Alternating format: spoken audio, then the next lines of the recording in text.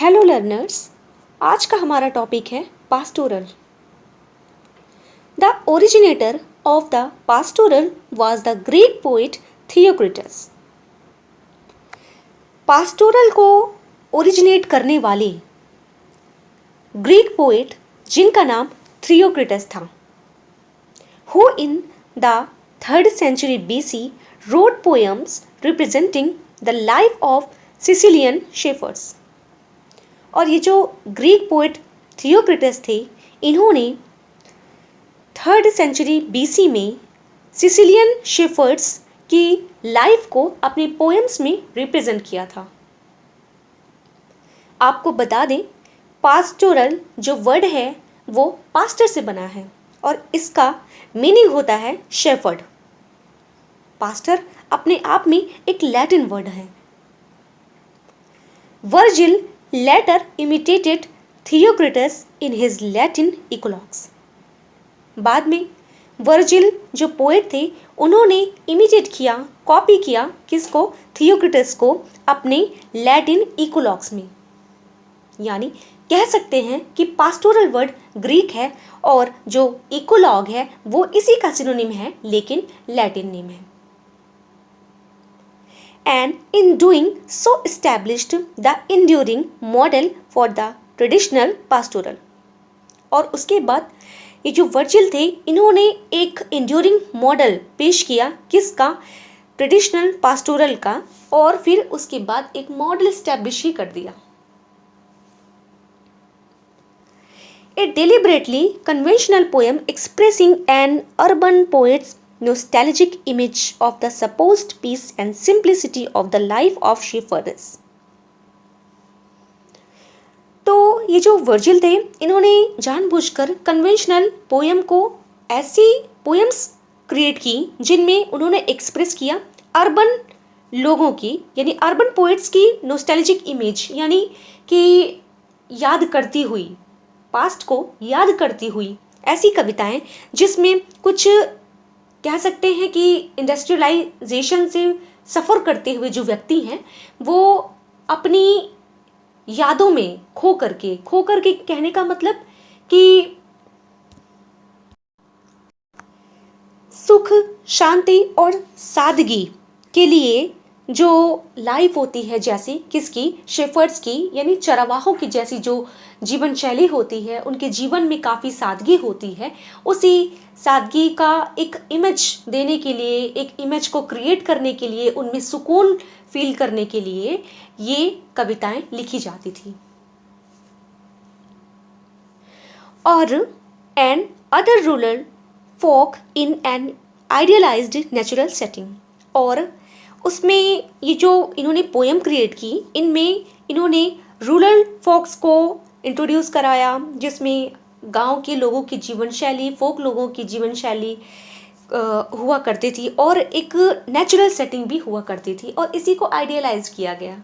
ठीक है, ओके। अच्छा, अगर आप टीजीटी के पर्पज से पढ़ रहे हैं तो जहां मैं आपको पढ़ा रही हूं उतना सफिशिएंट है, लेकिन अगर आप नेट या सीनियर लेवल के एग्जाम के लिए पढ़ रहे हैं तो वीडियो को स्किप करके आप आगे भी पढ़ सकते हैं। ओके, हम आगे चलते हैं।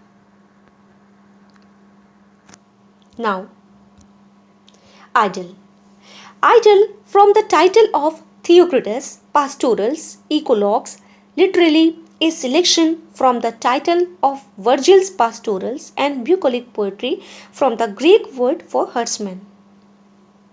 अगर हम बात करें पास्टोरल वर्ड की तो इसके लिए और भी अनेक नाम बनाए गए, या जो इसके सिनोनिम हैं, जैसे आइडल कह सकते हैं, स्पेलिंग याद रखिएगा, आइडल कह सकते हैं, इकोलॉग कह सकते हैं जो हम पढ़ रहे हैं, लैटिन नेम है एक, ब्यूकोलिक पोएट्री भी कह सकते हैं इसके लिए, जो ग्रीक वर्ड है। और ये जो आइडल था ना, आइडल वर्ड, ये from the title of Theocritus pastoral, ये थियोक्रिटस के पास्टोरल से ही लिया गया है, यानी उसी का सिनोनिम है ये। इकोलॉग जिसका मीनिंग होता है ए selection from the title of वर्जिल्स pastoral, इसको वर्जिल के पास्टोरल से क्रिएट किया गया। एंड ब्यूकोलिक पोएट्री, ये ग्रीक वर्ड का एक टर्म है जिसका नाम होता है, जिसका मीनिंग होता है हर्ड्समैन।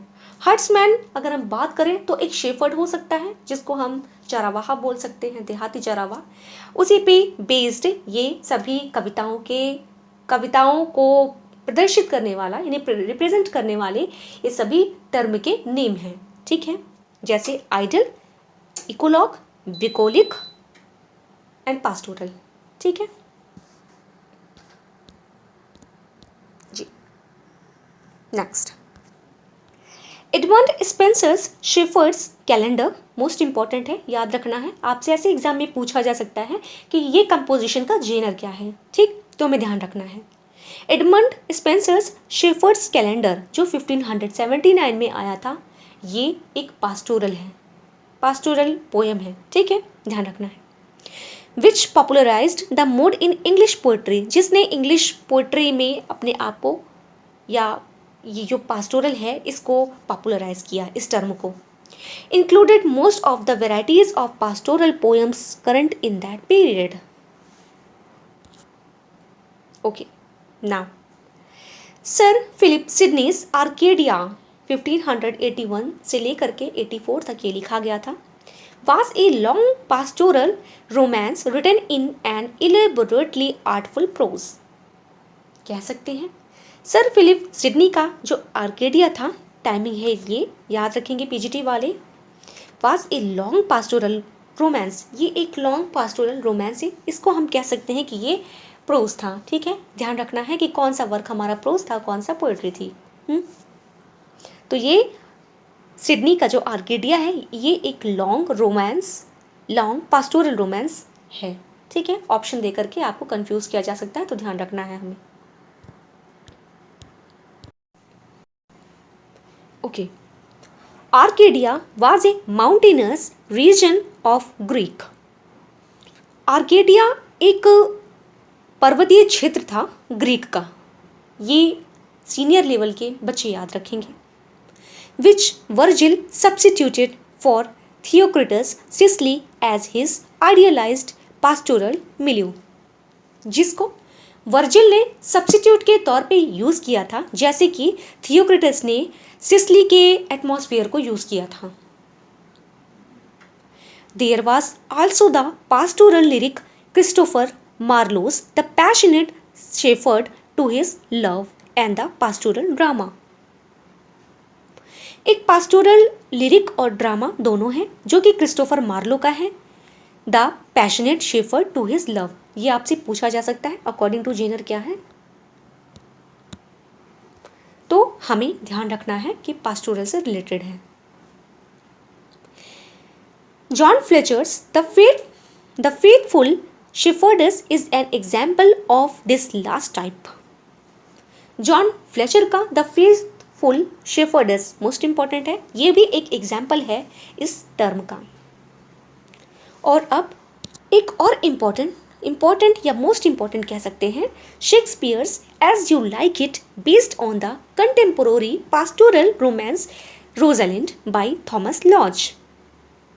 शेक्सपियर ने जो अपना एक प्ले लिखा था एज यू लाइक इट, ये भी पास्टोरल रोमांस रोजालिंड पे ही बेस्ड है, और रोजालिंड जो क्रिएशन था वो लिखा गया था थॉमस लॉज के द्वारा। और ये ही रोजालिंड के ऊपर एज यू लाइक इट की हीरोइन का भी नाम है जो रोजालिंड है। तो हमें ये चीज़ ध्यान रखनी है कि एज यू लाइक इट जो है वो पास्टोरल रोमांस रोजालिंड पर बेस्ड है जो कि थॉमस लॉज का है। Is set in the forest of Ardern, और ये भी ध्यान रखना है कि एज यू लाइक इट में एक फॉरेस्ट जो कि आर्डन है उसका जिक्र किया गया है, और ये जो फॉरेस्ट है आर्डन ये पास्टोरल सीन को डिपिक्टेड है। A Greek refuge from the troubles and complications of ordinary life where enmities are reconciled, problem solved and the course of truly love made to run smooth. यहाँ पे क्या होता है, ये जो जंगल होता है, जो फॉरेस्ट है, यहाँ पे लोग अपनी कहीं से भाग करके शेल्टर करने के लिए आए रहते हैं। जैसे जो हीरो है एज यू लाइक इट का, वो अपने भाई के द्वारा निकाल दिए जाने पर आता है जंगल में रिफ्यूज़ी बन करके वहाँ पे अपने आप को शरण देता है, कुछ दिन रहता है और वहीं पे उसको उसकी हीरोइन मिलती है जहाँ पे उसका लव एंगल क्रिएट होता है। और इसी पास्टोरल सीन के अंदर ही सारे ट्रबल, सभी कॉम्प्लिकेशंस हैं उसकी लाइफ की और उसके जितने भी दुश्मन हैं उन सब का रिकॉन्सिलिएशन होता है, सबको माफ़ किया जाता है और प्रॉब्लम के जो सॉल्यूशन है उसके वहीं पर होते हैं।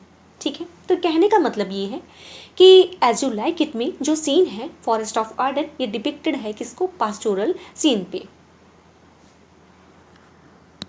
ओके, अब एक और इम्पॉर्टेंट टीजीटी वाले बच्चे अच्छे से ध्यान रखेंगे। Wordsworth title for his realistic rendering of A rural tragedy in 1800 Michael A pastoral poem, most important है। वर्ड्सवर्थ ने भी एक ऐसे ही सीन का यूज़ किया है किसमें, माइकल जो एक ट्रेजेडी है, और कैसी ट्रेजेडी है, ए रूरल ट्रेजेडी जो 1800 में लिखी गई थी, माइकल ए पास्टोरल पोएम। ठीक है, आई कब थी, नाम क्या था, ये पास्टोरल पोएम है, हमें ध्यान रखना है। ओके, चलिए तो वीडियो को यही फिनिश करते हैं। अगर वीडियो इन्फॉर्मेटिव लगा हो तो चैनल को लाइक करना ना भूलें। आपका फीडबैक मिले बहुत इंपॉर्टेंट है, प्लीज़ फीडबैक देना बिल्कुल ना भूलें। Thank you so much, bye bye, take care.